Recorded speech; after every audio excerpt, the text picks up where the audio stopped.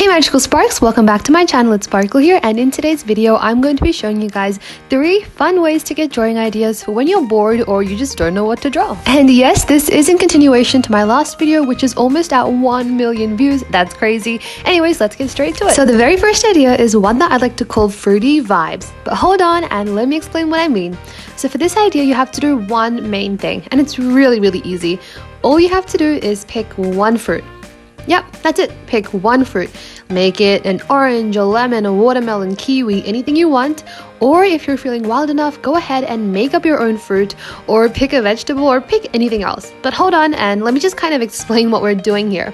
Once you've picked out the fruit that you want, which for me, I initially picked the fruit lemon, and what you're going to do is you're going to draw a character and draw sunglasses, but the sunglasses are going to be slices of that fruit. And that's pretty much the main idea. Now from this point on, the way you want your character to look, whether you want to just make it like a face shot or like a full body drawing or the color palette you want to use, it's all down to you and what you want, but the general idea is just to make sure your character is based off a fruit, specifically the sunglasses, which is what gives it the fruity vibes. Anyways, so okay, like I said, initially I did want to go with a lemon as my main fruit, but then I changed my mind, and for some reason I was just feeling inspired by pink lemonade, which is like such a nice drink. Anyways, I was inspired by that soda, and I don't know if pink lemons are actually real, but you know what, it's fine, it's my drawing and I can make things up. So I decided to color the lemons pink actually, and make it inspired by the prompt of pink lemonade. Again, maybe that is a real fruit, maybe it isn't. It doesn't matter because it's your sketchbook, your drawing, and you can invent things and like create new things from other things, and that's completely okay because your sketchbook is your space. And with this drawing, I had so much fun because I got to use pink as I shaded the skin, and it gave the skin such a cool look, and I haven't actually done that in quite a while. It's also really fun to use colors like purple to shade the skin. Anyways, if you guys do end up doing this idea in your sketchbook, let me know in the comments what fruit you went with, or if you pick something completely different, let me know as well. I've actually gone ahead and done this idea in my older sketchbooks as well. I think I did a watermelon Sunny's like character, and then I did like a I think it was orange inspired character with like orange glasses and, you know, orange slices for the glasses, and it looked pretty cool. So this was kind of inspired by that as well. And honestly, it's crazy how much inspiration and how many drawing ideas that you can get from just flipping through your older sketchbooks. Like for me personally, whenever I'm stuck for ideas, I love to go back to my old sketchbooks and just find ideas from there, and that's just something I love to do. And I thought maybe through this video I could share some of those ideas with you guys, because trust me, I know how it feels to just want to draw and having the time to draw and being physically ready to draw with like a pencil in your hand, but just staring at the blank page and feeling blank in your mind, like you just don't know what to draw. So in that way, I hope this video might help you just kind of generate some of your own ideas as well. Okay, this is really random, but what do you guys think about these close-up camera angles? I was talking to a friend and she was saying how she likes my short videos because of the camera angles and how you get to see how the marker lays down on the paper and how it just looks like really satisfying. And I thought maybe I could try and incorporate elements of that in my longer content as well. So I am trying, but let me know your thoughts in the comments. Also, I decided to add the pink lemonade theme to the outfit and the glasses and other accessories as well by obviously incorporating the theme pink. And for example, if you went with a kiwi, you could incorporate the color green and brown, or like watermelon would be red and green and things like that. Anyways guys, here's how this drawing turned out. Let me know your thoughts in the comments. And I like this drawing a lot. The only thing was I realized after I did the drawing that the glasses do look a little bit wonky, but that's okay, we make mistakes to learn from them. Anyways, second idea is one that I like to call calm waves. Now, have you ever just wanted to do a mandala on your page or just doodle a bunch of designs, but you just don't know where to start? Well, don't worry, this idea will give you a basis and a boundary for each of your ideas so you can fill up a really pretty sketchbook page. By the way, this idea is super satisfying, super easy, and would highly recommend for artists of all levels. What you have to do is go ahead and draw a bunch of waves going in different directions, and then go ahead and color each one with a different color. And you can go ahead and repeat a 3-color pattern like I'm doing here, or you can use 6 colors and do like the rainbow, or you can use 1 color but just have it in varying values. That's completely up to you. And once you get this done, everything else is going to be really fun because But now comes the fun part, because you can draw any pattern of your choice inside each wave. And the reason why I love this idea is because not only can you fill up an entire sketchbook page or spread with something super colorful and super simple, but the coloring process is so satisfying and you can just customize it however you want. Also, you can take things further by outlining each wave, I guess, layer, but that's up to you.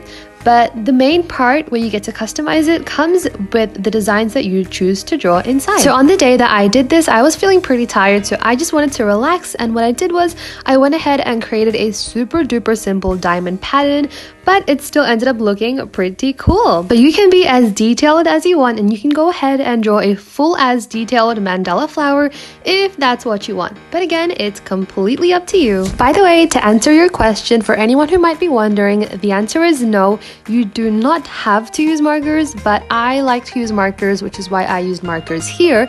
Wow, I said markers a lot of times in that sentence. Anyways, you can also go ahead and use watercolors and gel pens, which is what I used to do. I used to just add the title kind of waves with watercolors, and then I used to add the designs with my gel pens. And yeah, you can use any art supply you want. You can use paint, colored pencils, literally whatever you want. And no, it does not have to be markers. And if you just want to make your waves pop and just look a little bit more kind of three-dimensional yet cartoonish, go ahead and grab a white gel pen or even just a correction pen and add these little bubbles on each of the wave layers just to add a bit of depth and a really cool effect. Anyways, here is how the final drawing turned out. As always, let me know your thoughts in the comments and comment down below which idea was your favorite out of the three. Which now takes us to the third idea, which is one that I like to call freestyle flow. But again, hold on and let me explain what I mean. So for this idea, you have to pick one subject. It can be any subject. You can pick anatomy, poses, animals, fruit, plants, hands, or literally anything. With me, I decided to go with hands, and once you pick your subject, I want you guys to draw your subject of focus at least 5 times in different positions. So for example, I decided to use my own hand as reference here and just kind of embarrass myself in front of the world, but that's besides the point. Now what we're going to do is we're going to go ahead and draw the subject 5 times, but a really important thing I want you guys to pay attention to is how you frame your drawings on the page or spread that you're using. I want you guys to make sure that the composition is flowy. So either make sure the drawings form like a shape where it kind of goes in a diagonal manner, or it kind of goes in a curvy manner, or it kind of forms an arch or the letter U. The reason why I love this idea and the reason why it's called freestyle flow is because of 2 reasons. Number 1, you're going to be practicing drawing something that you're not comfortable with, and you're going to be improving your skills. And number 2, you can create a really nice looking sketchbook page by just focusing on the composition. Now for example, here I've done my 5 drawings in a shape that kind of forms an upside down U or an arch. And just because I felt like I could have added some more things in some more spaces, I decided to go ahead and draw some mini hands as well. And ultimately, as you can see, my drawings are kind of forming this arch shape, which is what we want. Now, I'm going to be honest, I'm not the best at drawing hands, but you know what? That's okay. This is part of learning, and this is how we learn. So if you don't feel comfortable with drawing something, go ahead and give this idea a try anyways, and always keep in mind that your sketchbook is your personal space and you don't have to share it with anyone. So even if your drawings don't look as perfect as you would have liked, it's okay. It's a learning curve, and just try to learn from your mistakes so you can do even better next time, which is what I was trying to do here. Also, you can go ahead and sketch out your drawings with pencil and outline them, or you can just leave them as a sketch, or you can even try using a ballpoint pen to do the drawings to kind of challenge yourself even more. Depends on how much time you have and how much you want to spend on this idea. Or if you're feeling up to it, you can always color your drawings as well, but again, that just comes down to time and interest. With me, I didn't have a lot of time and I didn't have a lot of interest, so we're going to be doing something different.